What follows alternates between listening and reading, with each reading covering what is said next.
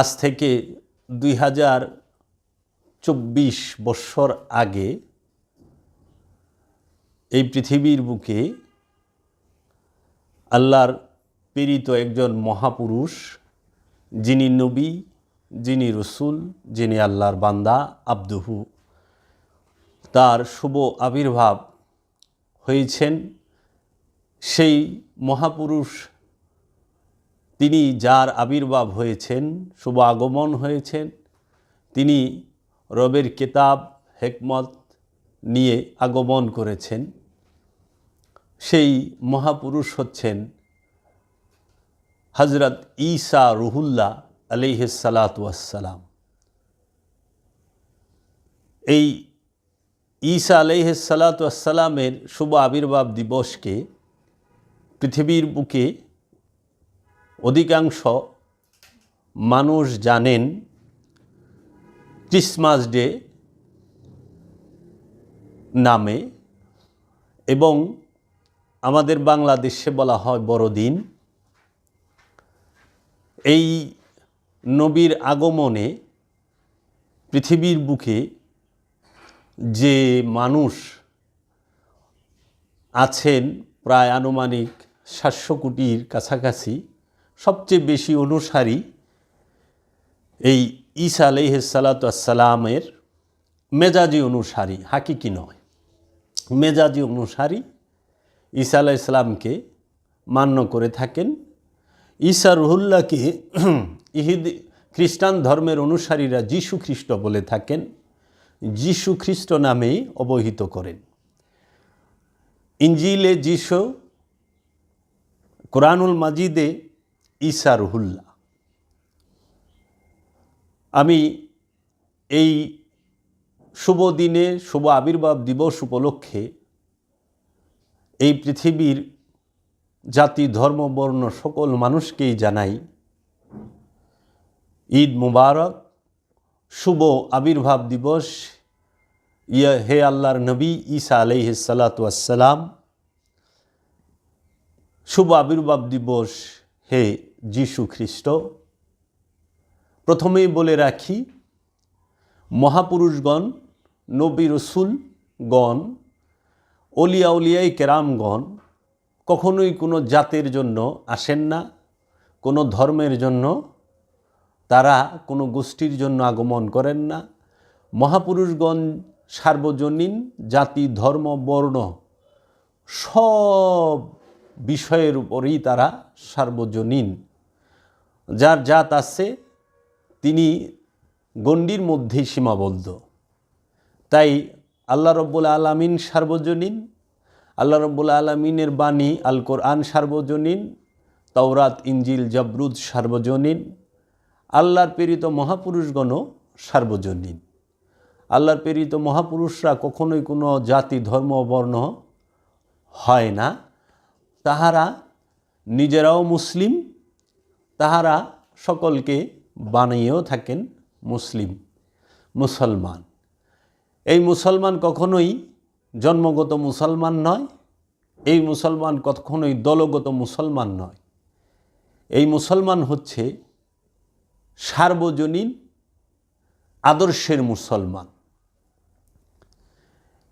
ইসলাম শব্দের অর্থ শান্তি, মুসলমান শব্দের অর্থ শান্তিতে বসবাসকারী। ইসলাম শব্দের অর্থ আত্মসমর্পণ, মুসলমান শব্দের অর্থ আত্মসমর্পণকারী। এই ইসলাম যাদের মাধ্যমে আসেন তাহারাই নবী, রসুল, ওলি, আউলিয়া কেরাম। নবী, রসুল, আউলিয়া কেরামই ইসলামের মধ্যে আত্মসমর্পণের শিক্ষাটি দান করে থাকেন। এই দিনটি বরকতময়, রহমতের। এই কথাটি আমার নয়, আল কোরআনের। আল্লাহ রব্বুল আলামিন আল্লাহর হাবিব সরকার দু আলম মোহাম্মদ সাল্লাল্লাহু আলাইহি ওয়াসাল্লাম মের পবিত্র জবান মুবারক থেকে ইরশাদ করেন সূরা মরিয়মের 15 নম্বর আয়াতে। যদি আপনারা একটু খেয়াল করেন, আল্লাহ রব্বুল আলামিন বলেন, ওয়াসালামুন আলাইহি ইয়াউমা উলিদা ওয়া ইয়াউমা ইয়ামুতু ওয়া ইয়াউমা ইয়াবআসু হাইয়ান। এর বাংলা অর্থ হচ্ছে এবং সালাম শান্তি তাহার উপরে জন্মদিনে এবং মৃত্যুদিনে এবং পুনরুত্থান দিনে জীবিত অবস্থায় হাইয়ান। এইখানে আল্লাহর যাহারা মহাপুরুষ নবী রসুল তাহাদেরকে আল্লাহ রব্বুল আলামিন সালাম প্রেরণ করেছেন। ওয়া সালামুন আলাইহি ইয়াউমা উলিদা। ইয়ৌমা উলিদা মানে জন্মদিন, ওয়া এবং ইয়ৌমা ইয়ামুতু এবং পুনরুত্থান এবং মৃত্যুদিনে, ওয়া ইয়ৌমা ইয়াবআসু হাইয়ান এবং পুনরুত্থান দিনে জীবিত অবস্থায়। আল্লাহ রাব্বুল আলামিন সালাম জানিয়েছেন এই জগৎবাসীকে, আমাদেরকে, এবং আল্লাহ প্রেরিত মহাপুরুষদেরকে শান্তি দিয়েছেন। কিভাবে? মহাপুরুষদের আগমনের দিনকে, মহাপুরুষদের ওফাত ইন্তেকাল দিবসকে, এবং তিনারা যখন পুনরুত্থান দিবসে তাহারা জীবিত অবস্থায় সবসময়ই থাকেন, হাইয়ান। ঈসা আলাইহিস সালাতু ওয়াসসালাম সম্পর্কে কোরআনুল মাজিদে বহু প্রশংসা করা হয়েছে। ঈসা রুহুল্লাহ, তিনি আল্লাহর রূহ, স্বয়ং রূহ।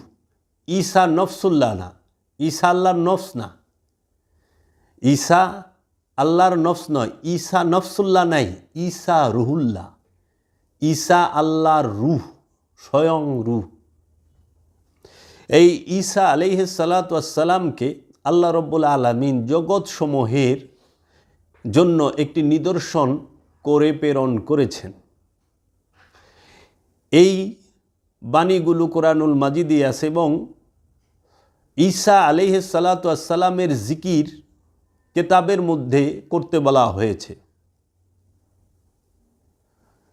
ঈসা আলাইহিস সালাতু ওয়াসসালাম এই পৃথিবীর বুকে এই 25শে ডিসেম্বর যে আগমন করলেন, আবির্ভাব হলেন, আল্লাহ রব্বুল আলামিন তার সম্পর্কে কোরআনুল মাজিদে বলেছেন, ঈসা আলাইহিস সালাতু ওয়াসসালাম তিনি 3 দিনের শিশু, দোলনায় শুয়ে দোলনার মধ্য থেকে কথা বলেছেন। দোলনায় থাকা অবস্থায় 3 দিনের শিশু ঈসা রুহুল্লাহ মানুষের সাথে কথা বলেছেন, যাহা পৃথিবীতে বিরল।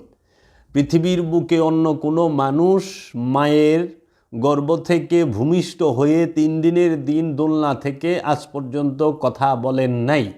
এইটাই হচ্ছে ঈসা রুহুল্লাহর সবচেয়ে বড় একটি মৌজেজা। এবং ঈসা আলাইহিস সালাতু ওয়াসসালাম তাকে তিনি পিতা ছাড়া, বাবা ছাড়া, তিনি মা মরিয়মের গর্ভে আল্লাহ রব্বুল আলামিনের হেকমতে, আল্লাহ রব্বুল আলামিনের তরফ হইতে যে রুহুল আমিন আগমন করেছেন মা মরিয়মের কাছে সুসংবাদ দেবার জন্য। যখন মা মরিয়ম মেহরাবের মধ্যে মোরাকাবা মুশাহেদায় অবস্থায় ছিলেন, তখন সেই আল্লাহর রসুল, রবের প্রেরিত রসুল রুহুল আমিন এসে মা মরিয়মকে সুসংবাদ দিলেন যে, হে মরিয়ম, রবের তরফ হইতে তোমাকে একটি ছেলে সন্তান দান করা হবে। তিনি জগৎসমূহের মধ্যে অন্যতম একজন মহাপুরুষ। তাই আমরা দেখতে পাই কোরআনুল মাজিদে ঈসা আলাইহিস সালাতু ওয়াসসালাম সম্পর্কে বলা হচ্ছে সূরা মরিয়মের 30 নম্বর আয়াতে, ক্বালা ইন্নী আব্দুল্লাহ। ঈসা আলাইহিস সালাতু ওয়াসসালাম বললেন, ইন্নী, নিশ্চয় আমি আব্দুল্লাহ, আল্লাহর বান্দা। আতানিয়াল কিতাব, আমাকে আল্লাহ রব্বুল আলামিন কিতাব দিয়ে পাঠিয়েছেন, কিতাব দান করেছেন। ওয়া জাআলনি নবিয়ান, এবং আমাকে নবী হিসেবে নির্বাচিত করা হয়েছে, মনোনীত করা হয়েছে।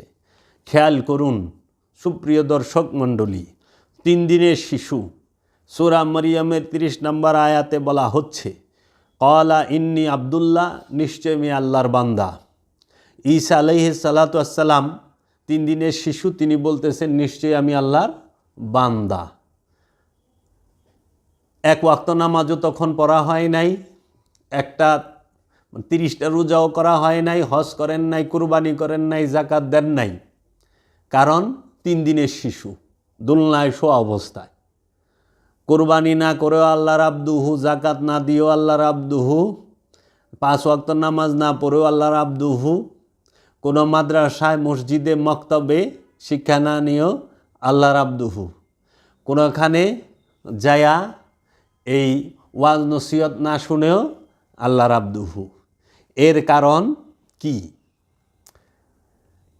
এইটা রহস্যময় বিষয়, এটা গবেষণার বিষয়। জানতে হইলে গবেষণা করতে হবে এবং ভাবতে হবে এবং রবের দায়মি সলাতে নিজের মন প্রাণকে উৎসর্গ করে এই রহস্যের বিষয়গুলো জানতে হবে। কিভাবে ঈসা রুহুল্লাহ আল্লাহর আব্দুহু বলে সম্বোধন করলেন এবং তাকে নবী হিসেবে নির্বাচিত করা হয়েছে এবং তাকে কেতাব দেওয়া হয়েছে। আতানিয়াল কেতাব, আমাকে আল্লাহ কেতাব দিছে। 3 দিনের শিশু, তাকে আল্লাহ কেতাব দিল। সেই কিতাব কোন কিতাব? সেটা কি হস্তলিখিত হিব্রু ভাষায় কাগজ আর কালির বাইন্ডিংয়ের বই? সেটা কি হস্তলিখিত কাগজ কালির বাইন্ডিংকৃত কোনো বই ছিল? হিব্রু ভাষার হস্তলিখিত কাগজ কালির বাইন্ডিংকৃত ছাপাখানা থেকে বাইন্ডিং করা কোনো বই ছিল? ঈসা আলাইহিস সালাতু ওয়াস সালাম কি তার মায়ের গর্ভ থেকে কোনো প্রকার বই নিয়ে আসছিলেন? না, আসেন নাই।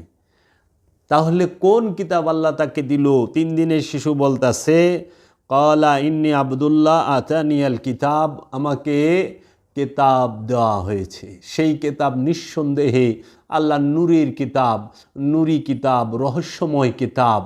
আল্লাহর এই নূরের রহস্যময় যে দেহ কিতাব, যে নূরি কিতাব, সেই কিতাবটি ঈসা রুহুল্লাহ নিয়ে এসেছেন। তাই আমরা কি নিঃসন্দেহে বলতে পারি না ঈসা আলাইহিস সালাতু ওয়াস সালাম তিনি নিজেই আল্লাহর নূরে নূরময় নূরি কিতাব, আল্লাহর জাত নূরি কিতাব।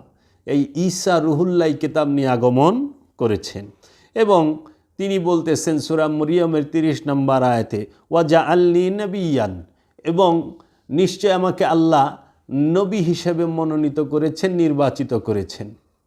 নবীকে, নবী কাকে বলে? নবী শব্দের অর্থ কি?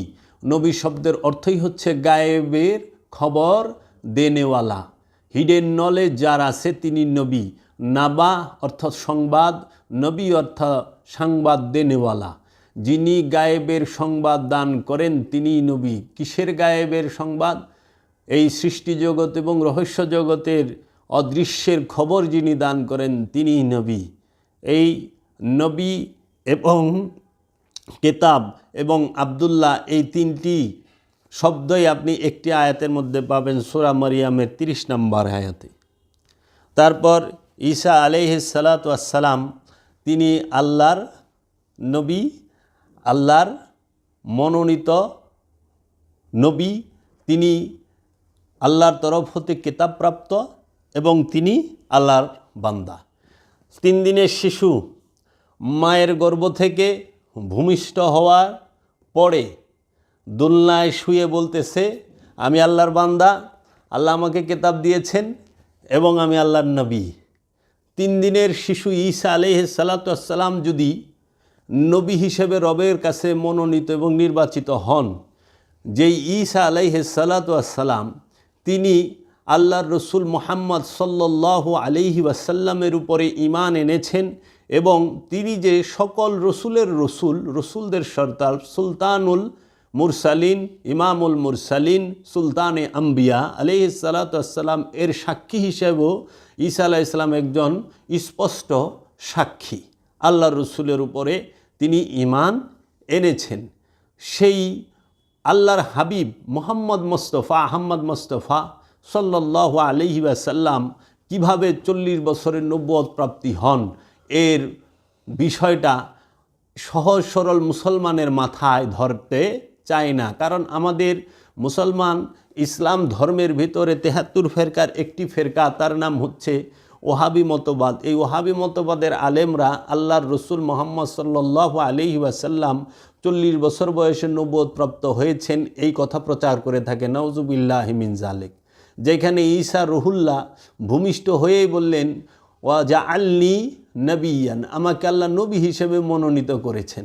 সেখানে এই ঈসা আলাইহিস সালাতু ওয়াস সালামের যিনি নবী, ঈসা আলাইহিস সালাতু ওয়াস সালামের যিনি রসুল, তিনি কিভাবে 40 বছর বয়সে নবুয়ত প্রাপ্ত হন? এটি সম্পূর্ণ মিথ্যা অপপ্রচার করা হয়। আল্লাহর হাবিব ঈসা আলাইহিস সালামের আগমনের আগেও তিনি নবী, আল্লাহর হাবিব ঈসা আলাইহিস সালামের আগমনের আগেও তিনি রসুল। সেটা কিভাবে? আমরা স্পষ্ট প্রমাণ পাই, আমা আরসালনাকা ইল্লা রাহমাতাল লিল আলামিন, হে আমার হাবিব, আমি আপনাকে জগৎসমূহের রহমত করে প্রেরণ করেছি। তাহলে আল্লাহর হাবিব তিনি নবী, তিনি ওলি, তিনি আব্দুহু, তিনি রসুল, তিনি উম্মি এবং তিনি জগৎসমূহের রহমত। তা আল্লাহর রসুল রহমত করে আল্লাহ রব্বুল আলামিন আল্লাহর রসুলকে কবে পৃথিবীর বুকে পাঠালেন? সেটা কি আজ থেকে 1450 বছর আগে, নাকি বাবা আদমের আগমনেরও আগে? এবং এই পৃথিবীর বুকে এই সৃষ্টির মধ্যে 18,000 মাখলুকাত সৃষ্টির আগে থেকে আল্লাহর হাবিব তিনি রহমত, তিনি বরকত, তিনি নিয়ামত। তাই এই ওহাবিদের ষড়যন্ত্র আমরা সাধারণ মুসলমানেরা বুঝতে পারি না। এই না পারার দরুন রসুল সাল্লাল্লাহু আলাইহি ওয়াসাল্লামকে নিয়ে এবং আল্লাহর রসুলের যে বংশধর আওলাদে রসুল, আলে রসুল, তাদেরকে নিয়ে বিভিন্ন বাজে মন্তব্য এই ওহাবি মূর্খরা করে থাকেন, এই অজ্ঞরা করে থাকেন। কারণ ওহাবিদের মূল দর্শনটি হচ্ছে অনুষ্ঠান কেন্দ্রিক। ওহাবিরা অনুষ্ঠানকে একমাত্র মূল বিষয় বলে ধরে নেয়। এরা অনুষ্ঠান সর্বস্ব, অনুষ্ঠানের বাহিরে এদের কোনো প্রকার জ্ঞান চর্চা নাই এবং কোনো প্রকার জ্ঞানের বিষয় তাদের জানা নাই। তারা শুধু কাগজ কালির এবং ভাষার বাইন্ডিংকৃত কিতাবকে কিতাব বলে মনে করেন। কিন্তু আল্লাহর নবীগণ, আল্লাহর রসুলগণ, আল্লাহর অলিগণ যে জিন্দা কিতাব, আল্লাহর জাত নূরে নূরময় কিতাব, সেই জাত নূরে নূরময় কিতাবকে জীবনেও তারা পাঠ করতে পারলেন না। তাহারা জীবন ভরা শুধু কাগজ কালি এবং ভাষার বাইন্ডিংকৃত বই পড়ে পড়ে এই মগজকে শুকিয়ে ফেললেন। তো কাজেই এরা কোনোদিন সেনার এলেমের ধারের কাজ দিয়েও নাই। তারপরে দেখুন ঈসা আলাইহিস সালাতু ওয়াস সালাম সম্পর্কে আল্লাহর নবী ঈসা আলাইহিস সালাতু ওয়াস সালাম তিনি যে আল্লাহর মনোনীত একজন নবী, সেই বিষয়ে কোরআনুল মাজিদে স্পষ্ট অনেক কথা আল্লাহ রব্বুল আলামিন তুলে ধরেছেন। সূরা আল ইমরানের 46 নম্বর আয়াতে আল্লাহ বলতেছেন, তিনি দোলনায় থাকা অবস্থায় এবং পরিণত বয়সে মানুষের সাথে কথা বলবেন এবং তিনিই হইবেন পণ্যবানদের মধ্য হইতে একজন। দোলনা থেকে কথা বলে, এটা কিন্তু কোনো আজগবি শরীফ, কোনো হুজুর শরীফ কিংবা কোনো মানুষের রচিত বই থেকে বলা হয় নাই। এটা কোরআনুল মাজিদের সূরা আল ইমরানের 46 নম্বর আয়াতে বলা হয়েছে, তিনি দোলনায় থাকা অবস্থায় এবং পরিণত বয়সে মানুষের সাথে কথা বলিবেন এবং তিনিই হইবেন পণ্যবানদের মধ্য হইতে একজন। তাহলে ঈসা রুহুল্লাহ তিনি পণ্যবানদের মধ্য হইতে একজন। তারপরে একটু খেয়াল করেন, সূরা আল ইমরানের 48 নম্বর আয়াতে বলা হয়েছে, এবং তিনি আল্লাহ তাকে শিক্ষা দেবেন কিতাব এবং হিকমত মানে বিজ্ঞান এবং তাওরাত এবং ইনজিল। ঈসা আলাইহিস সালাতু ওয়াস সালামকে আল্লাহ শিক্ষা দেবেন কিতাব এবং হিকমত এবং তাওরাত এবং ইনজিল। সূরা আল ইমরানের 48 নম্বর আয়াত। একটু খেয়াল করেন, আল্লাহ শিক্ষা দিবেন। নবীকে কে শিক্ষা দেয়? আল্লাহ রব্বুল আলামিন। রসুলকে কে শিক্ষা দেন? আল্লাহ রব্বুল আলামিন। অলিকে কে শিক্ষা দেন? আল্লাহ রব্বুল আলামিন। নবী, রসুল, অলিয়া উলিয়ায়ে কেরাম আল্লাহ রব্বুল আলামিনের কাছ থেকে শিক্ষা গ্রহণ করেন। আল্লাহ নিজে তাদেরকে শিক্ষা দেয়। আল্লাহ নিজ হাতে তাদের চেহারাকে তৈরি করে। আল্লাহর সুরতে আল্লাহ নিজে ওলিদের চেহারা তৈরি করে, নবীদের চেহারা তৈরি করে, রসুলদের চেহারা তৈরি করে। আদমের চেহারা আল্লাহর চেহারা। আল্লাহ নিজে বলছে, আমি আদমকে আমার নিজ হাতে তৈরি করেছি। আদমকে আল্লাহ নিজ হাতে তৈরি করেছে। এখন আল্লাহ যে ঈসা নবীকে কিতাব শিক্ষা দিলেন, সেই কিতাব কোন কিতাব? সেই কিতাবের নাম কি? শিক্ষক আল্লাহ আর ছাত্রকে ঈসা আলাইহিস সালাতু ওয়াস সালাম। এখন আমাদেরকে এই বর্তমান সমাজে মসজিদ, মাদ্রাসা, মক্তবে, স্কুল, কলেজ, ইউনিভার্সিটিতে শিক্ষাকে দেয় মানুষে। পৃথিবীতে কোনো মৌলবী, মাওলানা, মুন্সি, আলেম, উলামা, মুহাদ্দিস, মুফাসসির কেউই আল্লাহর কাছ থেকে শিক্ষা গ্রহণ করেন নাই। সবাই উস্তাদের কাছ থেকে, মৌলবীর কাছ থেকে, মৌলানাদের কাছ থেকে শিক্ষা গ্রহণ করেছেন। আল্লাহর কাছে থেকে শিক্ষা গ্রহণ করেছেন নবীগণ, রসুলগণ, অলিগণ। আল্লাহ নিজে নবীদেরকে কিতাব শিখিয়েছেন, রসুলদেরকে কিতাব শিখিয়েছেন, অলিদেরকে নিজে শিখিয়েছেন। তাহলে পরে এই আল্লাহ যাদেরকে শিক্ষা দিয়েছেন তাহারা গায়েবের খবর জানে, তাহারা গায়েব বলতে পারে। আল্লাহ যাদেরকে শিক্ষা দিয়েছেন তারা ফুৎকার করলে মৃত জীবিত হয় এবং মাটির তৈরি পাখির মধ্যে নফস দিতে পারে। আর যারা মৌলবী, মাওলানা, মুন্সি সাহেবদের কাছ থেকে শিক্ষা গ্রহণ করেছেন তারা দাঙ্গা, ফাসাদ আর ফেরকা ছাড়া অন্য কিছু তৈরি করতে পারেন নাই। গায়েবের খবর তো জানেনই না, তারা খালি দলিল খুঁজেন। দলিল কই? রেফারেন্স কই? রুম নাম্বার এত, বেড নাম্বার, মানে এমনভাবে রেফারেন্স বলে অমুক কিতাবের অমুক পৃষ্ঠায় অমুক অধ্যায়ের অমুক জায়গায় আছে, রুম নাম্বার এত, বেড নাম্বার এত, সিট নাম্বার এত, কেবিন নাম্বার এত, লিফটের নাম্বার এত, এইভাবে বলে যারা নাকি মুর্দা কমিটির সভাপতি। এই মুর্দা কমিটির সভাপতিরা দেখবেন বলবে নবী রসুলগণ বলে আমাদের মতো মানুষ, নাউজুবিল্লাহি মিন জালিক। এই ওহাবি মুর্দা কমিটির সভাপতিরা, এই মুর্দা কমিটির সদস্যরা তারা বলে নবী রসুলগণ আমাদের মতো মানুষ, নাউজুবিল্লাহি মিন জালিক। নবী রসুলগণ তাদের মতো মানুষ, এই কথা বলার পরে তাদের ঈমান আছে কি না এটা দর্শকই বিচার করবেন। কারণ নবীদের শিক্ষক আল্লাহ নিজে, রসুলের শিক্ষক আল্লাহ নিজে। আল্লাহ যে ঈসা নবীকে কিতাব শিখালেন সেই কিতাবের নাম কি? সেই কিতাব কোন কিতাব? আল্লাহ শিক্ষা দিয়েছেন এখানে সূরা আল ইমরানের 48 নম্বর আয়াত খেয়াল করেন। আমি আয়াত নাম্বার বলে দিচ্ছি কোরআন থেকে, যে এবং তিনি আল্লাহ তাকে শিক্ষা দেবেন কিতাব এবং হিকমত এবং তাওরাত এবং ইনজিল। কিতাব যে শিক্ষা দিলেন সেটা কোন কিতাব শিক্ষা দিলেন? ঈসা নবীকে কিতাব শিক্ষা দিয়েছে।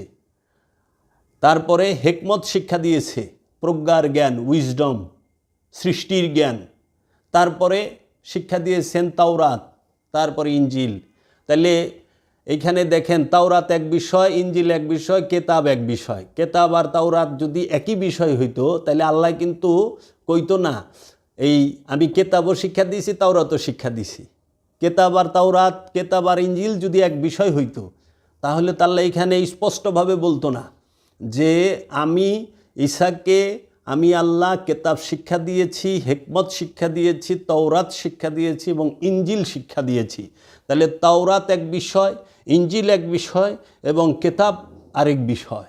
এই বিষয়গুলো বুঝতে যদি হয়, সে যেন একজন ওলিয়ে কামেলের কাছে বায়াত হয়ে সেই ওলিয়ে কামেলের কাছ থেকে মুরাকাবা মুশাহেদার যে দায়মি সালাতের শিক্ষা, সেই দায়মি সালাতের শিক্ষা গ্রহণ করে সে যেন অবশ্যই এই কেতাব কি সেই রহস্যময় বিষয়টা দায়মি সালাতের মাধ্যমে গুরুর কাছ থেকে জেনে নেন।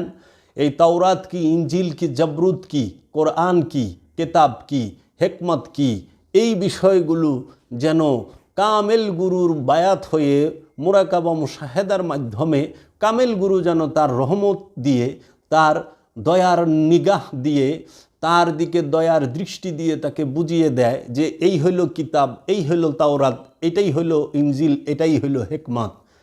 এইটা কামেল গুরু ছাড়া শেখা যায় না। তাই আল্লাহ রব্বুল আলামিন ঈসা আলাইহিস সালাতু ওয়াস সালামকে কিতাব শিখিয়েছেন।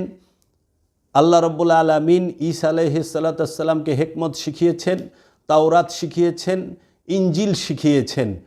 আর ঈসা আলাইহিসসালামের আগমনের আগেই আল্লাহ তাওরাত শিখাই দিছে, ইঞ্জিল শিখাই দিছে এবং হেকমত শিখাই দিছে, কেতাব শিক্ষা দিছে। ঈসা আলাইহিসসালামের ওফাতের পরে, ঈসা আলাইহিসসালামের পর্দা গ্রহণের পরে 1000 বছর পরে আইসা, 1000 বছরেরও বেশি পরে আইসা ইঞ্জিল হস্তলিখিত হয়েছে। আমরা বর্তমানে যে ভাষায় এবং কাগজ কালির লেখায় কাগজের মধ্যে ছাপানো বাইন্ডিংকৃত ইঞ্জিল পাই, সেটা ঈসা রুহুল্লাহর আবির্ভাবেরও 1000 বছর পরে লেখা হয়েছে, তৎক্ষণাৎ লেখা হয় নাই। একটু গবেষণার দৃষ্টি দিয়ে দেখবেন, একটু বিবেক এবং বিবেচনার দৃষ্টি দিয়ে দেখবেন যে আল্লাহ এখানে কি বলতেছেন। এই রহস্যময় বিষয়গুলো আমাদের থেকে অনেকে ফেরকাবাজি দিয়ে ঢেকে রেখেছে। আজকে তার জন্য আমাদের এই সমাজে মানুষ কেতাব আর বইয়ের তফাৎ বুঝে না। কেতাব এক বিষয়, বই আরেক বিষয়। কেতাব এক বিষয়, ভাষা আরেক বিষয়। তাই আজকে কোরআন বুঝতে চায় গ্রামার দিয়ে, গ্রামার দিয়ে ভাষা বোঝা যায়, কোরআন বোঝা যায় না। কোরআন বোঝা যায় নূর দিয়ে, কারণ কোরআন বুঝতে হয় পবিত্র হয়ে, লা ইয়ামাসসাহু ইল্লাল মুতাহহারুন, কেউই স্পর্শ করতে পারবে না ওই কোরআনকে পবিত্র হওয়া ব্যতীত। সেই পবিত্র কখনোই পরিষ্কার নহে।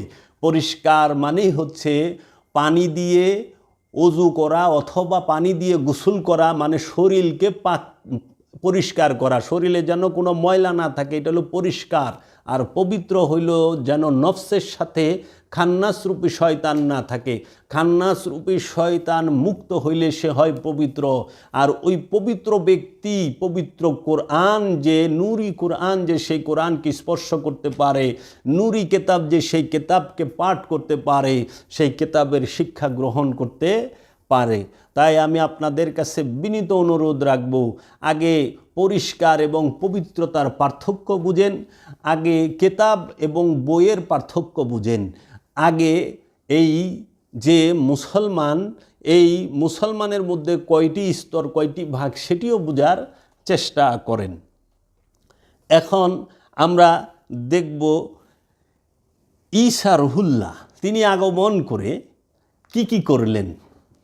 স্পষ্ট কুরআনুল মাজিদে আল্লাহ রাব্বুল আলামিন সূরা আল ইমরানের 49 নম্বর আয়াতে বলতেছে যে, এবং তাকে বনি ইসরাইলদের দিকে রসুল করিবেন, নিশ্চয়ই তিনি বলিবেন, তোমাদের রবের পক্ষ হইতে অবশ্যই আমি তোমাদের নিকট আয়াত নিদর্শন লইয়া আসিয়াছি। ঈসা রুহুল্লাহ আল্লাহর তরফ থেকে আয়াত নিয়ে এসেছেন। এখন কোরআনের, আমরা যে মেজাজি কোরআন পড়ি, আরবি ভাষার কোরআন পড়ি, আরবি ভাষার কোরআনের মধ্যে যে লাইন, তাকে যদি আমরা আয়াত বলে থাকি, সেটাই যদি প্রকৃত আয়াত হয়, তাহলে ঈসা রুহুল্লাহ যে আয়াত নিয়ে আগমন করলেন, সেটা কোন আয়াত? সেটা কোন আয়াত? তিনি তো আরবি ভাষার একটা লাইন নিয়ে আসেন নাই। কিন্তু আল্লাহ তো বলতেছে যে আমি তোমাদের নিকট আয়াত লইয়া আসিয়াছি। ঈসা রুহুল্লাহ বলতেছে আমি তোমাদের নিকট আয়াত লইয়া আসিয়াছি। তো আয়াত বলতে কি বোঝায়? এই আয়াত যদি আরবি ভাষার আরবি লাইন হয়, তাহলে পরে ঈসা রুহুল্লাহ তার আরবি ভাষা না। ঈসা রুহুল্লাহর ভাষা হইল হিব্রু। ওনার জন্মস্থান ফিলিস্তিনে, বেতেলহেমে। এই ফিলিস্তিনে যার আবির্ভাব, তিনি হিব্রু ভাষায় আগমন করেছেন, হিব্রু ভাষায় কথা বলেছেন। তিনি তো আরবির লাইন নিয়ে আসেন নাই। ইঞ্জিলের প্রতিটি লাইন কি আয়াত? কয়জন মুসলমান আলেম বর্তমান সমাজে স্বীকার করবেন যে ইঞ্জিলের প্রতিটি লাইন একটি আয়াত? তো বইয়ের লাইন হইল মেজাজি আয়াত। আর আল্লাহর নবী, আল্লাহর রসুলগণ এবং আল্লাহর কামেল ওলিগণ, আল্লাহর আব্দুহগণ, তারা হলো আল্লাহর নূরের আয়াত, আল্লাহর জাতের আয়াত, নিদর্শন, আল্লাহর জাতের নিদর্শন। তারপরেই বলতেছে, নিশ্চয় আমি তোমাদের জন্য মাটি দ্বারা একটি পাখি সদৃশ্য সৃষ্টি করিব, সুতরাং আমি তাহার মধ্যে আল্লাহর হুকুমে ফুৎকার করিব, সুতরাং উহা পাখি হইয়া যাইবে। খেয়াল করেন, আল্লাহর নবী ঈসা রুহুল্লাহ, ঈসা আলাইহিস সালাতু ওয়াস সালাম বলতেছেন, নিশ্চয়ই আমি মাটি দিয়ে একটি পাখি তৈরি করব এবং তোমাদের সামনে সেই মাটি দিয়া তৈরির পাখির মধ্যে ফু দিমু, ফুৎকার করুম, একটা ফু দিমু, সঙ্গে সঙ্গে পাখিটা জীবিত হইয়া উড়িয়া যাইবে। চিন্তা করতে পারছেন? রু ফুৎকার করব না, নফস ফুৎকার করব। পাখির মধ্যে নফস আছে, রু নাই, কারণ রুহে হাইওয়ানি বলতে কোনো রু নাই। যারা রুহে হাইওয়ানি বলেন তারা রু সম্পর্কে অজ্ঞ, মূর্খ। এই মূর্খদের পাল্লায় পড়ে মানুষ বিপথগামী, পথভ্রষ্ট হয়েছে। বর্তমান সমাজে যে সমস্ত পীর, মাশায়েখ, মুন্সি, মৌলভী, মাওলানারা রুহে হাইওয়ানি বলেন তারা সম্পূর্ণ মূর্খ, অজ্ঞ। তাদের রু সম্পর্কে কোনো ধারণা নাই। তারা নফস সম্পর্কেই জানেন না, রুহের ভাগ করতে গেছেন। এই সমস্ত অজ্ঞ, এই ফাউল মানুষদের পাল্লায় পড়ে শত শত মানুষ পথভ্রষ্ট এবং বিপদগামী হয়েছে। আল্লাহর নবী ঈসা আলাইহিস সালাতু ওয়াস সালাম যদি তার জবান মুবারক দিয়ে ফু দেয় তাহলেই প্রাণ সঞ্চার হয়। প্রাণ দেওয়ার ক্ষমতা কার আছে? রুহের। কারণ ঈসা আলাইহিস সালাতু ওয়াস সালাম নফসুল্লাহ না, রুহুল্লাহ, স্বয়ং রূহ, রবের স্বয়ং রূহ। রু যদি ইচ্ছা করে নফস সৃষ্টি করতে পারে, কিন্তু নফস কোনো দিন রু সৃষ্টি করতে পারে না, কারণ রু স্রষ্টা, নফস সৃষ্টি। এইখানে তার দলিল, ঈসা রুহুল্লাহ স্রষ্টা আর নফস হইল সৃষ্টি। এর জন্য ঈসা রুহুল্লাহ, ঈসা নফসুল্লাহ না। নফস সারা জীবন ফু পারলেও প্রাণ সঞ্চার হবে না, সৃষ্টি হবে না। রূহ ফুৎকার করলে সঙ্গে সঙ্গে প্রাণ সৃষ্টি হবে, প্রাণ সঞ্চার হবে, প্রাণ সে তার কর্ম শুরু করবে। মাটি দিয়ে পাখি বানাও, ওই মাটির পাখির মধ্যে আমি ফুৎকার করে দেব, সঙ্গে সঙ্গে সে জীবিত হয়ে উড়ে যাবে। নফস প্রাণ না থাকলে উড়তে পারবে না। এর জন্য রূহ পশু পাখির মধ্যে নাই। রূহ অবস্থান করে সূক্ষ্মরূপে জিন আর ইনসানের মধ্যে বীজ রূপে, গুপ্ত এবং সুপ্ত রূপে। সেই রূহকে মুরাকাবা, মুশাহেদার, দায়েমি সালাতের মাধ্যমে জাগ্রত করে তুলে এই জিন আর ইনসান।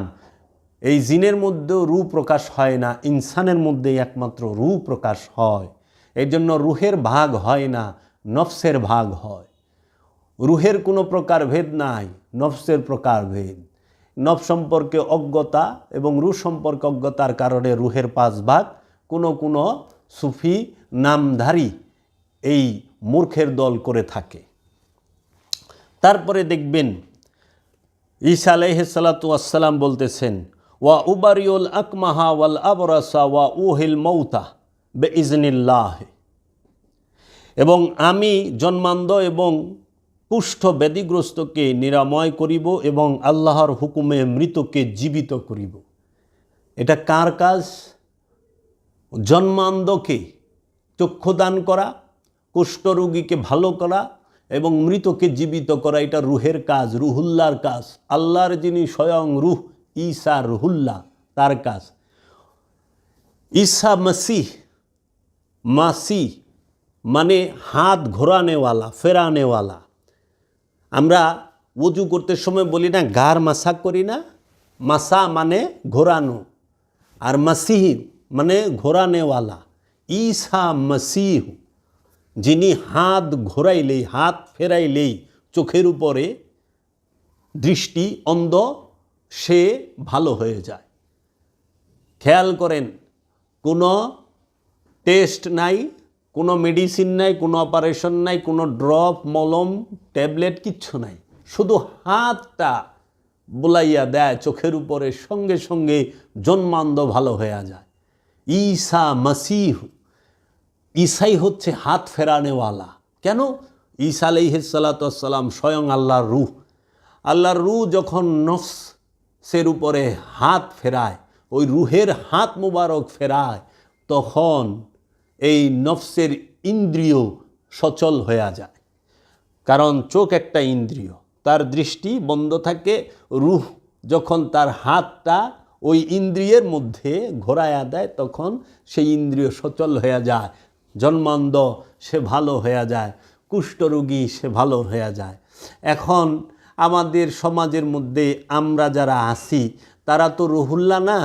এখন আমরা নিজেরাই ডাক্তারের কাছে যাই এবং যাইয়া ইহুদি খ্রিস্টানরা সায়েন্স টেকনোলজি গবেষণা করে যে মেশিনপত্র বানাইছে ওই দিয়ে এক্সরা টেক্সরা করে আমরা সেইগুলো দিয়া পরীক্ষা করে চিকিৎসা করি, কারণ আমরা রহুল্লা না, আমাদের মধ্যে রু জাগ্রত। আচ্ছা, এখন প্রযুক্তি সাথে এই বিজ্ঞানের সাথে কোরআনের সম্পর্ক আছে, আধ্যাত্মবাদের এবং সুফিদের সম্পর্ক আছে। সুফিদের থেকে বিজ্ঞানের আগমন, কোরআনুল মাজিদের থেকেই বিজ্ঞানের প্রতি অনুপ্রেরণা এবং গবেষণা।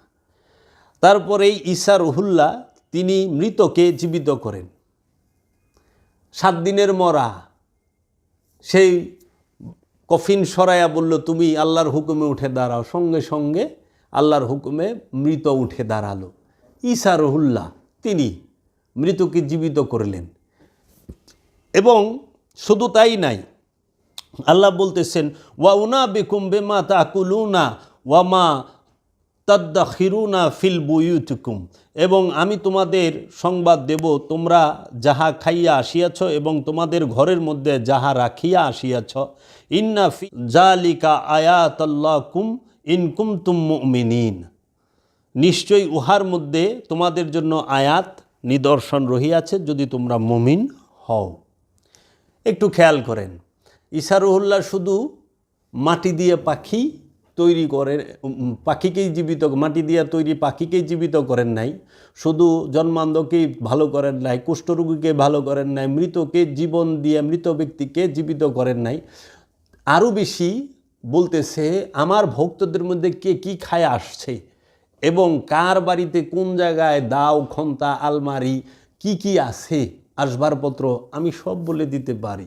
সেই ঈসা আলাইহিস সালাতু ওয়াস সালাম, তিনি এই ঈসা রুহুল্লাহ, তিনি এত মৌজেজা এত কিছু দেখিয়েছেন। এটি আল কোরআন থেকে বললাম, আমার একটি বিষয়ও কোরআনের বাহিরে নয়। আমি কোরআন গবেষণা করি, কোরআন জানার চেষ্টা করি, কোরআন শেখার চেষ্টা করি। আমার মুর্শিদের থেকে আমি কোরআন শিখি।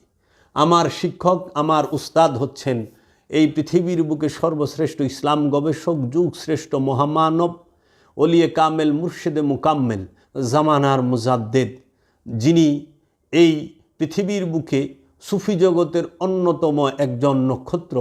তিনি হচ্ছেন কালান্দার বাবা জাহাঙ্গীর, চেরাগে জান শরীফ কালান্দার বাবা জাহাঙ্গীর বা ইমান আল সুরেশ্বরী অফিয়ান হুঁ, আমার মুর্শিদ কেবলাও কাবা। আমি আমার মুর্শিদের থেকেই এই শিক্ষা গ্রহণ করি। আমার মুর্শিদই আমাদেরকে নুরি কোরআনের শিক্ষা দান করেন, নুরি কিতাবের শিক্ষা দান করেন, হিকমতের জ্ঞান দান করেন আমাদেরকে।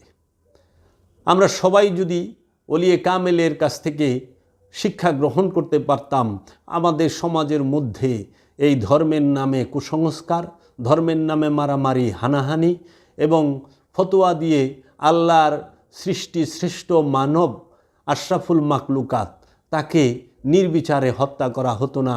কারণ ধর্মই মানুষ এনেছে, মানুষ সেই ধর্ম এনেছে, ধর্ম কোনোদিন মানুষকে আনে নাই, মানুষই ধর্মকে এনেছে, মানুষই ধর্মকর্ম করে, ধর্ম কোনোদিন মানুষ আনতে পারে নাই।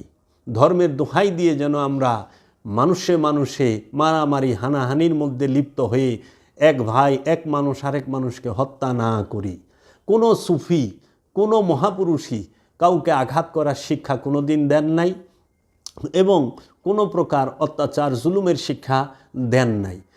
রসুলদের নামে, সুফিদের নামে কিছু স্বার্থবাদী, কিছু স্বার্থপর, কিছু শক্তির পূজারী, স্বার্থের পূজারী, বস্তুবাদী ধার্মিক যারা, তারা এই সুফি, ওলি, নবী, রসুল এবং মহাপুরুষদের নাম বিক্রি করে এবং তাদেরকে ব্যবহার, তাদের কথা, তাদের দোহাই দিয়ে নিজেদের উদ্দেশ্য হাসিল করার জন্য সমাজের বুকে এই মানুষে মানুষে, ধর্মে ধর্মে এই মারামারি হানাহানি সৃষ্টি করে থাকে তাদের ফায়দার জন্য।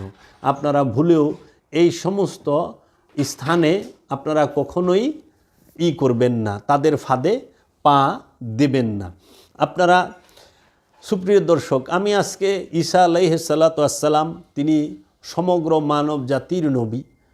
তাকে কেউ মানুক চাই না মানুক, সমস্ত নবীরাই মানব জাতির জন্য, মানব জাতির হেদায়েতের জন্য আগমন করেন। এর জন্য আমরা দেখতে পাই ঈমান আনতে হবে কার উপরে? ঈমান আনতে হবে রবের উপরে, ঈমান আনতে হবে কিতাবের উপরে, ঈমান আনতে হবে ফেরেশতাদের উপরে, ঈমান আনতে হবে নবী এবং রসুলদের উপরে। সকল নবী এবং রসুলদের উপরে বিশ্বাস স্থাপন করাও ঈমানের সবচেয়ে বড় একটি অঙ্গ এবং বিষয়। আজকে আমরা কোরআন থেকে দেখব ঈসা আলাইহিস সালাতু ওয়াস সালামকে আল্লাহ রাব্বুল আলামিন কি দিয়ে প্রেরণ করেছেন, কোরআনের দলিল কোথায় কোথায় আছে। সর্বপ্রথম ঈসা রুহুল্লাহ, ঈসা আলাইহিস সালাতু ওয়াস সালাম তিনি স্বয়ং আল্লাহর রূহ। দ্বিতীয়ত ঈসা আলাইহিস সালাতু ওয়াস সালাম তিনি আল্লাহর একজন নবী।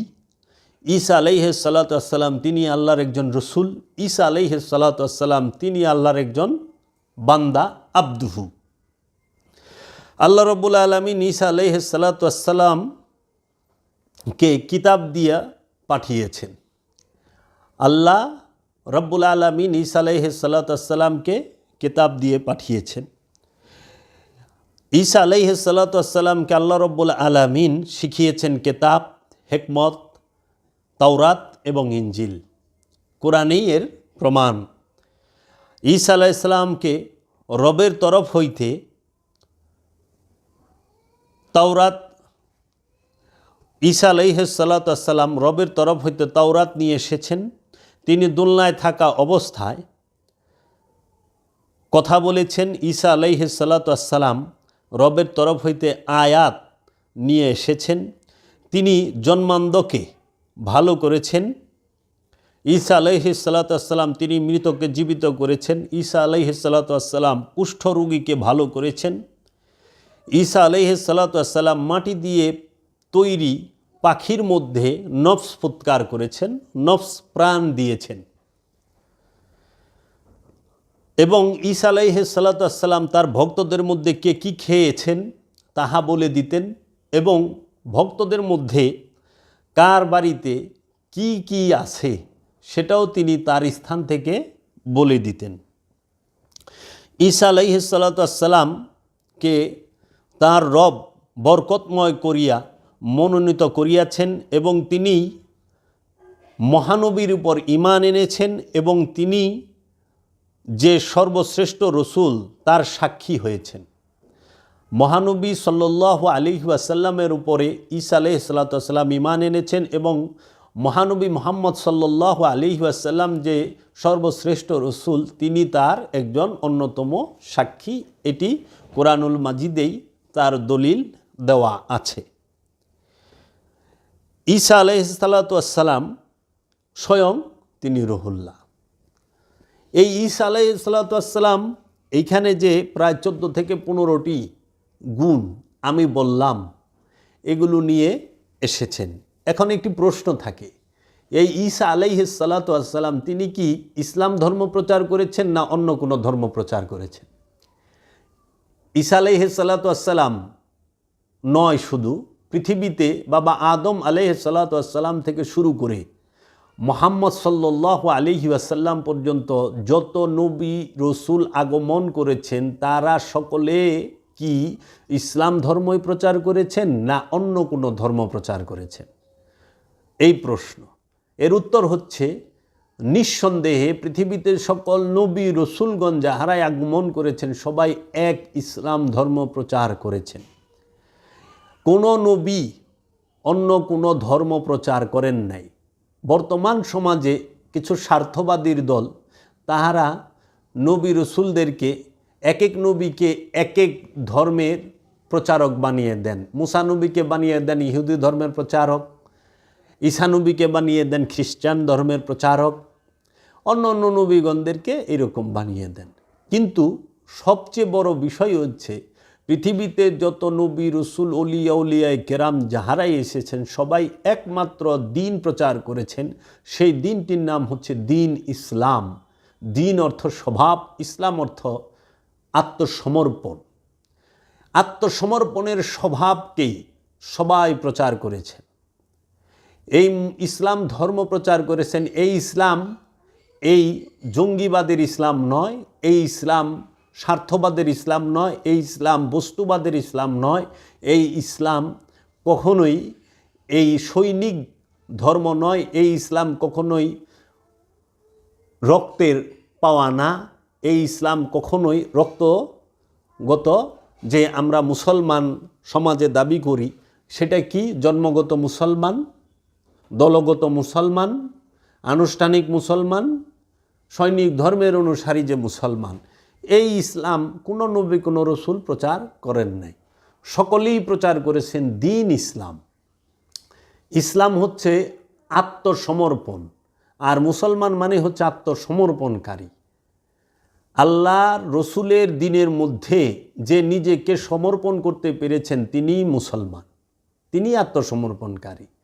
তা আল্লাহর নবীগণ, আল্লাহর রসুলগণ সবসময় আদর্শের ইসলামকে আদর্শের মুসলমান হওয়ার জন্য তাগিদ দিয়েছেন, আদর্শগত ইসলাম প্রচার করেছেন, এই আত্মসমর্পণের ইসলামকে প্রচার করেছেন, যেখানে কোনো প্রকার অত্যাচার, জুলুম, নির্যাতন, আত্মসাৎ কোনো কিছুই নাই, আছে শুধু প্রেম। প্রেমের ধর্ম প্রচার করেছেন নবীগণ রসুলগণ, প্রেমের মহাজনী নবীগণ রসুলগণ, স্বয়ং প্রেমী হচ্ছে নবীগণ রসুলগণ। তাই পৃথিবীর সর্বশ্রেষ্ঠ একজন নবী, একজন রসুল যিনি ঈসা আলাইহিস সালাতু ওয়াস সালাম, তিনি সবসময় ইসলাম ধর্মই প্রচার করে গেছেন, যার কাছে সবাই নিরাপদ। ঈসা আলাইহিস সালাতু ওয়াস সালাম তিনি যখন সমাজের বুকে সুদখোরদের বিরুদ্ধে দাঁড়িয়েছিলেন, ঈসা আলাইহিস সালাতু ওয়াস সালামের সময়, আবির্ভাবের সময় সমাজের ভিতরে সুদখোরদের প্রচণ্ড তাপ ছিল, শক্তি ক্ষমতা ছিল। তারা মানুষকে শোষণ করত, জুলুম করত, অত্যাচার করত, মানুষের সহায় সম্পদ তাহারা ছিনিয়ে নিয়ে যেত। এই সুদখোরদের বিরুদ্ধে যখন ঈসা আলাইহিস সালাতু ওয়াস সালাম দাঁড়িয়েছিলেন, যে সুদখোরেরা সম্পদের পাহাড় বানিয়েছেন, তখন ঈসা রহুল্লাহ সুদখোরদের মহলের ভিতরে যায়া তার হাত মুবারকে যে আশা মুবারক ছিলেন তা দিয়ে সুদখোরদের দোকানের জিনিসপত্র বাইরে যখন ভাঙেন, তখন ওই সুদখোরদের যে সুদখোরেরা তারা ঈসা জিজ্ঞেস করছিল, হে ঈসা, তুমি আমাদের জিনিসপত্র ভাঙতাছ, তুমি এগুলা ভাঙার কে? তখন ঈসা আলাইহিস সালাতু ওয়াস সালাম বলছিলেন, আই অ্যাম কিং, আমি কিং, আমি বাদশাহ। সেই সময়ে নিজেকে বাদশাহ বলা ছিল অপরাধ। এই বিচার চলে গেল গভর্নর হাউসে, গভর্নরের কাছে সেই সময়কার। তো গভর্নর ঈসা আলাইহিস সালাতু ওয়াস সালামকে হাজির করার জন্য ফরমান দিলেন। ঈসা আলাইহিস সালাতু ওয়াস সালামকে যখন হাজির করা হইল গভর্নরের প্রাসাদে, জিজ্ঞেস করা হইল, ঈসা আপনি কি নিজেকে বাদশাহ বলেছেন, কিং বলেছেন? বলেছে হ্যাঁ। তখন জিজ্ঞেস করা হয়েছিল, are you king this Rome, তুমি কি এই রোমের বাদশাহ? তখন ঈসা রুহুল্লাহ জামালি ভাবে উনি এসে বললেন, I am king of this world, আমি এই পৃথিবীর বাদশাহ, সমস্ত জগতের বাদশাহ। তখন বলল যে এই ব্যক্তি তো ক্রেজি, সে তো বড্ড উন্মাদ, পাগল, নাউজুবিল্লাহ। তাকে অপবাদ দেওয়া হইল। তার শাস্তি কি? সেই সময় মৃত্যুদণ্ড। তাকে এই বিচারের মুখোমুখি কে দাঁড় করিয়েছিল আপনারা কি জানেন? সেই সময় ইহুদি মোল্লা সবসময় আসিল। মোল্লাগো কামি মহাপুরুষের বিরোধিতা করা আর মহাপুরুষের বাড়িঘর ভাঙা, আগুন দেওয়া, এটা আজকের না, আদিকাল থেকেই। ওই সময় ইহুদি মোল্লা যারা, তাগো বলে রাব্বি, এই রাব্বিরা আইসা বলছিল, are you king this Rome. হ্যাঁ, যখন ঈসা রুহুল্লাহ বলছে আমি সমগ্র পৃথিবীর বাদশাহ, সত্যই তো বলছে, তিনিই তো বাদশাহ, বাদশার বাদশাহ, কমলেওয়ালা ঈসা আলাইহিস সালাতু ওয়াস সালাম। ঈসা রুহুল্লাহ যখন এই কথা বললেন, তার মৃত্যুদণ্ড কার্যকর করার জন্য যখন আদেশ হইল, ঈসা আলাইহিস সালাতু ওয়াস সালামকে নির্মমভাবে শহীদ করা হলো। ঈসা রুহুল্লাহকে বলা হইল যে তুমি তো বাদশাহ, তোমার মাথায় মুকুট নাই, তো মুকুটবিহীন সম্রাট, এই মুকুটবিহীন সম্রাট এটা তো মানায় না। তখন সেই সময়কার জালেম ইহুদি মোল্লারা ঈসা রুহুল্লাহকে একটি ময়না কাটার মুকুট বানায়া, একটি ময়না কাটার বিড়ার মতো বানায়া, মাথায় পরায়া জাতা দিয়া ময়না কাটা যে দুইটা কাটা ভিতরে প্রবেশ করায় দেয়। ঈসা রুহুল্লাহর মাথা মোবারক দিয়ে রক্ত দর দর করে পড়তাছে। মুকুটবিহীন সম্রাটকে মুকুট দিল এই ইহুদি মোল্লারা। তখন আপনারা দেখবেন যে যদি আপনারা খ্রিস্টানদের চার্চে যান, দেখবেন যিশু খ্রিস্টের একটি আছে যে ক্রসের মধ্যে তার হাত পা মধ্যে পেরাক মারা এবং মাথায় একটা ময়না কাটার মুকুট দেওয়া। কারণ তিনি বলেছিলেন আমি পৃথিবীর বাদশাহ। ঈসা রুহুল্লাহকে মাথায় ময়না কাটার মুকুট পরিয়ে দেওয়া হয়েছিল। তারপরে ঈসা রুহুল্লাহকে চাবুক দিয়ে মারতে মারতে রক্তাক্ত করে ফেলা হয়েছে। একদম রাজপ্রাসাদ থেকে চাবুক দিয়ে পিটাইতে পিটাইতে একদম ওই যে শুলিতে যে স্থানে চড়াবে সেই কাষ্ঠ পর্যন্ত নেওয়া এই রাস্তার মধ্যে তাকে পিটায়। ঈসা রুহুল্লাহর ভক্তরা, সাহাবীরা, জন, পিটার, পল, তাহারা ঈসা রুহুল্লাহকে নিজের জীবন বাঁচাইতে যায় অস্বীকারও করেছিল। ওই গভর্নরের সৈন্যরা জিজ্ঞাসিল, ঈসারে চেনো? পিটার বলছিল না। ঈসা রুহুল্লাহ সে বলেছিল পিটারকে, সূর্যাস্তের আগে তুমি আমাকে 3 বার অস্বীকার করবা পিটার। পিটার বলছিল, প্রভু এটা আপনি কি বলেন, আমি অস্বীকার করুম? হ্যাঁ, তুমি অস্বীকার করবা। এই ঈসা আলাইহিস সালাতু ওয়াস সালাম তার রবের প্রতি বলেছিলেন, হে আমার এলাহি, ইয়া এলাহি, তুমি তো আদনা থেকে আদনা একটা শিয়ালরেও থাকার একটা গর্ত দিছ, তুমি তোমার সন্তান, তোমার এই বান্দা ঈসাকে তুমি কি দিছ? তুমি তো একটা ঘরও দাও নাই। ঈসা রুহুল্লাহর থাকার একটি ঘর ছিল না। ঈসা আলাইহিস সালাতু ওয়াস সালাম জঙ্গলের মধ্যে জলপাই গাছের ডাল ধরে দাঁড়িয়ে থাকতেন। ঈসা আলাইহিস সালাতু ওয়াস সালাম খাবার দাবার অত গ্রহণ করতেন না। 2 মাস পরে এরকম একটু মাছ মুখ লাগাইতেন তিনি। ঈসা রুহুল্লাহ তিনি যখন জঙ্গলের ভিতরে থাকেন জলপাই গাছের ডাল ধরে, তখন ঈসা রুহুল্লাহকে এই গভর্নরের যারা সিপাহী তারা পাচ্ছিল না। তো ঈসা আলাইহিস সালাতু ওয়াস সালামের একজন ভক্ত ছিল, তাকে বলছিল এই ইহুদি মোল্লারা যে ঈসা রুহুল্লাহ কোথায় আছে তুমি আমাকে কও, আমরা হেরে দইরা আনুম, কিচ্ছু কম না, খালি 2-4টা কথা জিগাম। তোমার এই স্বর্ণ মুদ্রা দিলাম 1 পুটলা, আর কথা দিলাম, ওয়াদা করলাম তোমার কাছে, কিচ্ছু কম না। তো সে তাদের এই দুষ্ট কথা, দুষ্ট মির ভিতরে তাদের পইটা যায়, তাদের মধ্যে আইসা যায়। তখন সে কি করে, ঈসা রুহুল্লাহ কোথায় আছে সেটা বলে দেন। ঈসা রুহুল্লাহকে ইহুদি মৌলবীরা ধইরা রাজপ্রাসাদে এনে নির্মম অত্যাচার যখন শুরু করে, তখন ঈসা রুহুল্লাহর সাহাবী বলছিল, তোমরা না আমার কাছে ওয়াদা করছো, তোমরা ঈসা রুহুল্লাহরে কিছু বলবা না, তো তোমরা ঈসা রুহুল্লাহকে আমার দয়ালে মারতাছো কে? কয় কিসের ওয়াদা? এজন্য মুনাফিকদের ওয়াদা, মুনাফিকদের লগে বেঈমানদের সাথে ওয়াদা বন্ধ হইতে যায় না। সর্বকালে সর্বসময়ই এই মুনাফিকের দল মুনাফিকি করছে। তো ইহুদি মোল্লারা কি করলো, ঈসা রুহুল্লাহকে বিচারের মুখোমুখি করে তাহারা শুলে চড়ানোর ব্যবস্থা করে দিল। ঈসা রুহুল্লাহকে ঈসা আলাইহিস সালাতু ওয়াস সালাম তার সাহাবী দিয়েই এই ইহুদি মোল্লাদের হাতে বন্দী হন। সাহাবীর ইনফরমেশনে মোল্লাদের, ইহুদি মোল্লাদের হাতে বন্দী হন। ঈসা আলাইহিস সালাতু ওয়াস সালাম যখন বলছে আমি বাদশাহ, মুকুটবিহীন বাদশাহ মানায় না, মুকুটবিহীন সম্রাট, ময়না কাটার মুকুট লাগায় দেয়। তাকে শুলে চড়ানোর আগে এই হাতের মধ্যে পেরাক মারা হয়, হাতের তালুতে, এই হাতের তালুতে পেরাক মারা হয় এবং পায়ের মধ্যেও পেরাক মারা হয়। 2 পা একত্রিত করে গজারি পেরাক মেরে তাকে শুলে চড়ানো হয়। সেই সময় ইহুদিদের মধ্যে প্রচলন ছিল, যখন ঈসার আবির্ভাব ঘটবে, ঈসার প্রকাশ হবে, তখন তিনি তিনটি শব্দ উচ্চারণ করবেন, দিল মাদাল তো দিল মাদাল সাবাকাতানি দিল মাদাল। এইরকম একটি শব্দ তিনি উচ্চারণ করবেন।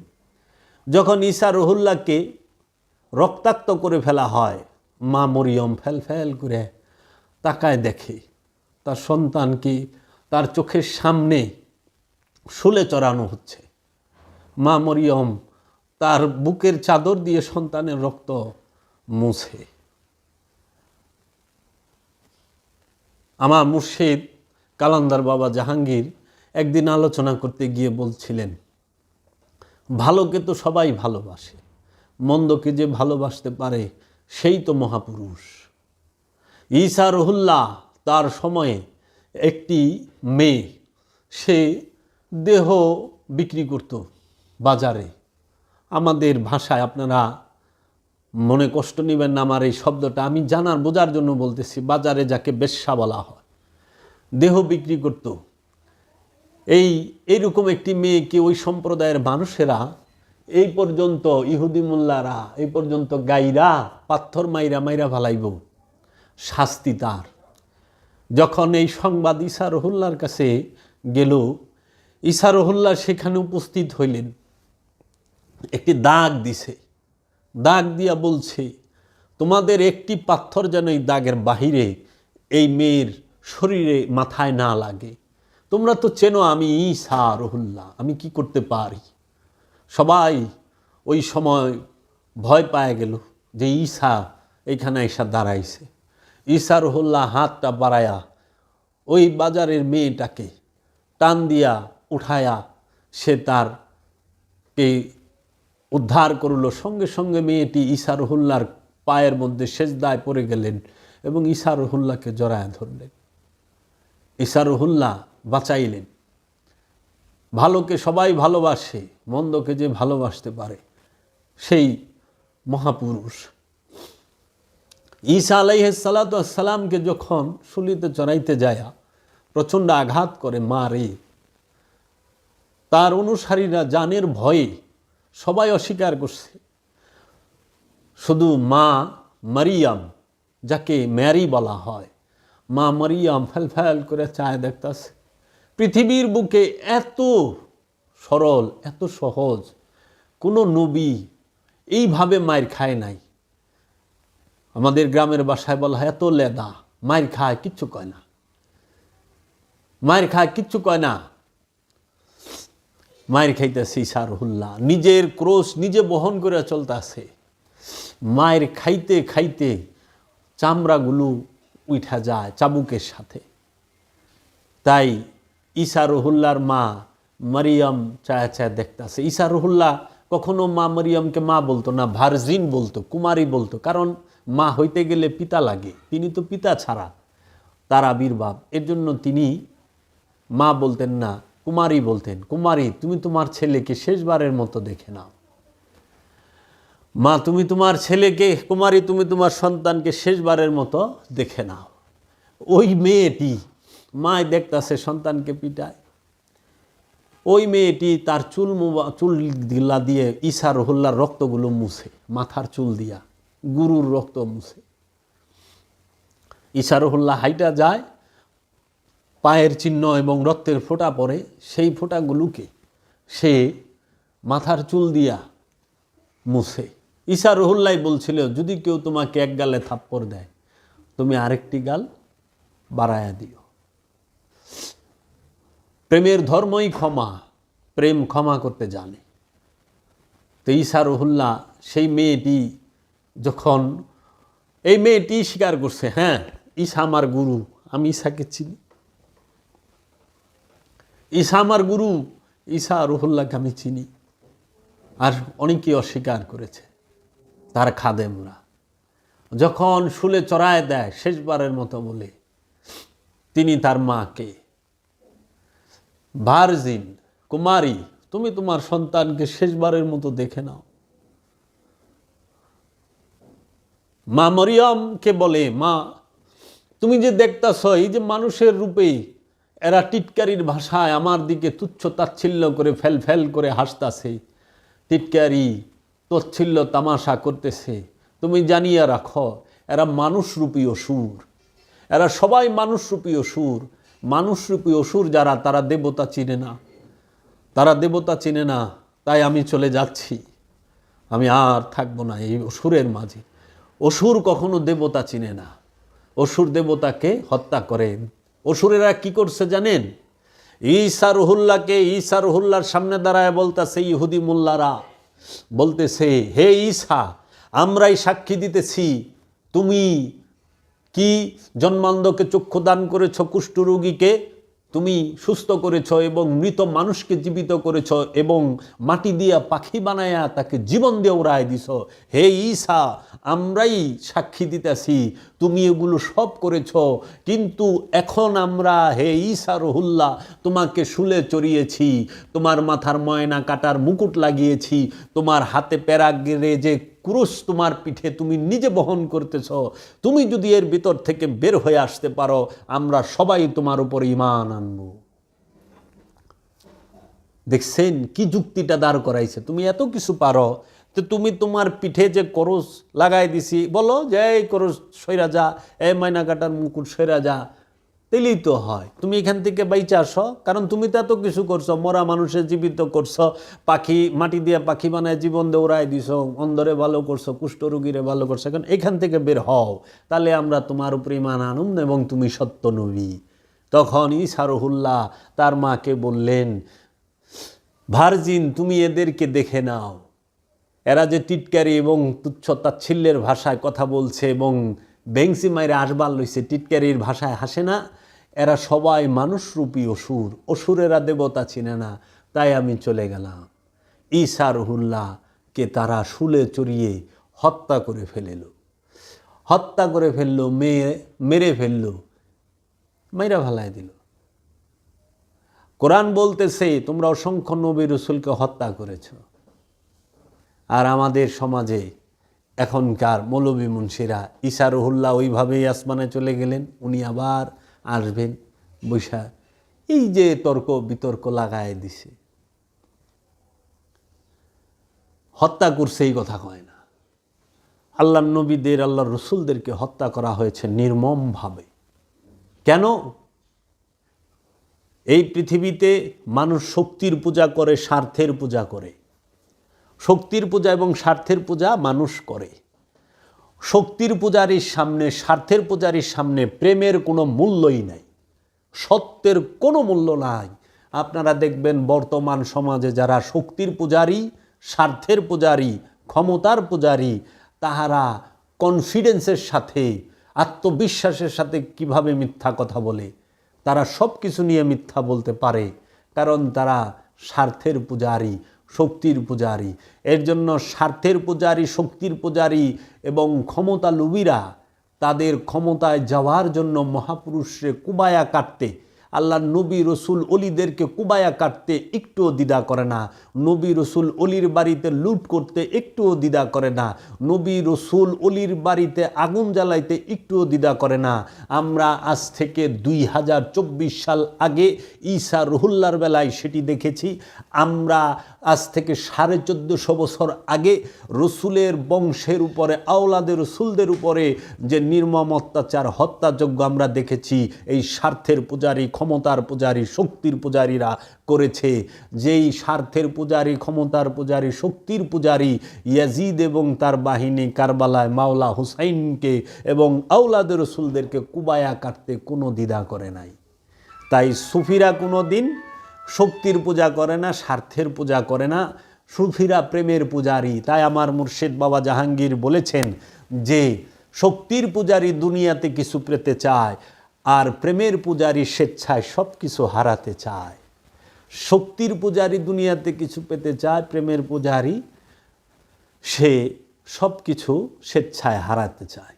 তো কাজেই এই প্রেমের ধর্ম যারা করে তারাই মুসলমান।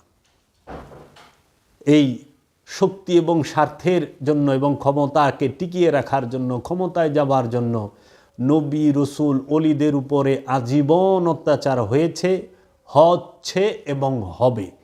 এটাই নিয়ম। তো কাজেই আমরা যেন পৃথিবীর বুকে যত নবী রসুল অলিয়া উলিয়া কেরাম এবং মহাপুরুষ এসেছেন, জাতি ধর্ম বর্ণ নির্বিশেষে, পৃথিবীর যে কোনো ভাষায়, যে কোনো সম্প্রদায়, যে কোনো জাতিতে যে কোনো মহাপুরুষ এসেছেন, তাদের যেন সম্মান এবং শ্রদ্ধা করতে পারি এবং তাদেরকে যেন আমরা মহব্বত করি, ভালোবাসি, তাহলে আমরা প্রকৃত মুসলমান হইতে পারবো। এর চেয়ে এছাড়া কোনো উপায় নাই। অনুষ্ঠান দিয়ে কোনো দিন আত্মশুদ্ধি আসে না। আত্মশুদ্ধি আসে নবী রসুলের অলিদের মহব্বতে। মহব্বতই মূল বিষয়, প্রেমই সবচেয়ে বড় বিষয়। ঈমান তখনই আসে যখন রসুলের প্রেম আসে। রসুলের প্রেম, নবীর প্রেম যার মধ্যে নাই, অলির প্রেম, রসুলের প্রেম যার মধ্যে নাই, তার মধ্যে ঈমান কিভাবে আসবে? সে নামের ঈমানদার, স্বার্থে বেশ কমইলেই কূপ দেয়া কল্লা ফেলে দেবে। এই হলো তাদের ধর্ম। তো কাজেই আমরা মনে করি, আমি নিজে বিশ্বাস করি, পৃথিবীতে যত নবী রসুল আউলিয়া উলিয়া ইকরাম এসেছে সবাই ইসলামই প্রচার করেছে। সেই ইসলাম কখনোই এই জাতিগত, এই জন্মগত এবং দলগত ইসলাম নয়। সেটি আদর্শের ইসলাম, আদর্শের মুসলমান হওয়ার শিক্ষা দিয়েছেন। আমরা সকলেই যেন আদর্শের মুসলমান হইতে পারি। রব্বুল আলামিন যেন আমাদেরকে সেই রহমত, বরকত এবং নিয়ামত দান করেন।